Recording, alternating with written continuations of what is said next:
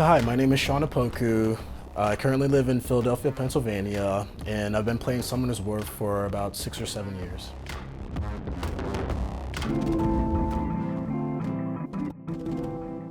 Yeah, so I'll start off with the red just because it's in front. So I got fam, friends, significant other. I mean, I feel like most people put this and it's pretty self-explanatory, you know. Family, I wouldn't be anything without my family. You know, friends are always there to pick me up, and then significant others always there to pick me up as well. Move on to fitness and health. So I am big into fitness. I like to go to the gym at least like 4 to 5 times a week. I know Thompson's big into, he's a fitness trainer, he's big into fitness. So hopefully one day we can link up and, you know, show me some of your workouts, man. And obviously health, you know. Health's always going to be a concern for everybody, you know, you want to have good health. Next up, I'm going to work. So right now I'm a financial analyst and I'll try to put a lot of what I work into Summoner's War. So like with analyzing stuff, you know, I like analyze data, analyze numbers. With Summoner's War, I try to analyze, you know, my gameplay.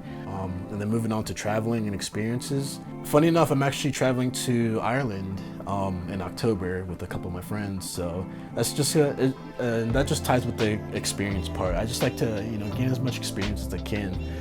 You know, traveling to different countries, whether it's, you know, Japan, Paris, you know, stuff like that. So my rating is ENTJ, which is a commander. It's someone with an extroverted. Yeah, I agree with it a good amount. It does say that the ENTJ is like a natural born leader, a commander, whatnot.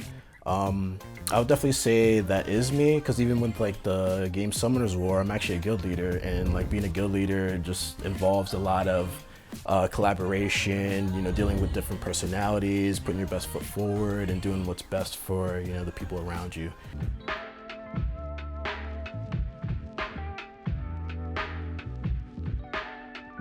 Yeah, so monster category, some people might say 5 just because I have Gianna and Han, but I would personally rate myself as 4 because those are really the only 2 LDs that I really have to compete. And you know what's ironic is throughout my whole Summoner's War career, I've been actually struggling with monsters up until the past like year or so. I've actually completed my Pokedex.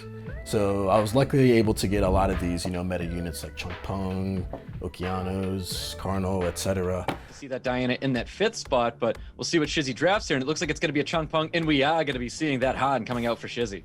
So rune category, I would give myself around a 4, just because I feel as though like a lot of people have been catching up to rune quality. If this was like a few seasons back or a few years back, I would definitely give myself a 5, maybe even a 6. For draft, it just depends. Like each season is different. Like it evolves, the meta changes. So I try to like adapt, and I just try to like adapt to the meta. So I would give myself a 4 just because, you know, I'm still learning. I'm even like still learning this meta. Like I know the season that I got legend, I like adjusted to the meta like instantly. We'll take this home. I don't think this has any other way of ending, and Leo finishes it off. It's Shizzy. He is our legend tournament champion. I would say just transitioning, because the first game against Truel, like I mentioned, he completely outdrafted me. Like I remember I didn't bring a stripper and he had like 2 immunities. I think he had a Wusa and like a Lulu. Drafting the Chow, let's see what he favors. Interesting, leads in towards the double immunity. Wusa is a very solid pick here. From there I'm like, oh shoot, like he definitely won this game. Let me try to adjust myself game 2. Let me not like let this affect me at all. So game 2, I'm pretty sure I brought like a couple strippers like Chibu for instance, and from there I adjusted, and like I mentioned, like analyzing what you did wrong in your previous matches just so you can like implement and like get better for your next matches is, you know, what makes an RTA player. I honestly just gave myself a 1 only because I didn't really, I guess understood the question differently just because I thought it meant experience as far as SWC and not just like tournaments in general. So SWC wise, I would give myself a 1 just because it's my first SWC, like, you know, I don't know how, like, you know, spotlight's on me. But if overall just Summoners War experience, I'd obviously give myself either a 4 or 5. Yeah, mental endurance, I'd give myself either a 4 or a 5 as well, but I would say 4 mainly because, you know, I've been through, you know, the Legend tournament. I had that spotlight on me. Now, Shizzy is an interesting case because he bears probably the highest probability of being a very aggressive player in this tournament. He's got the Gianna Han representation in his most picked, which means that he can actually do a huge speed boost for his Dark Monsters with Han's lead.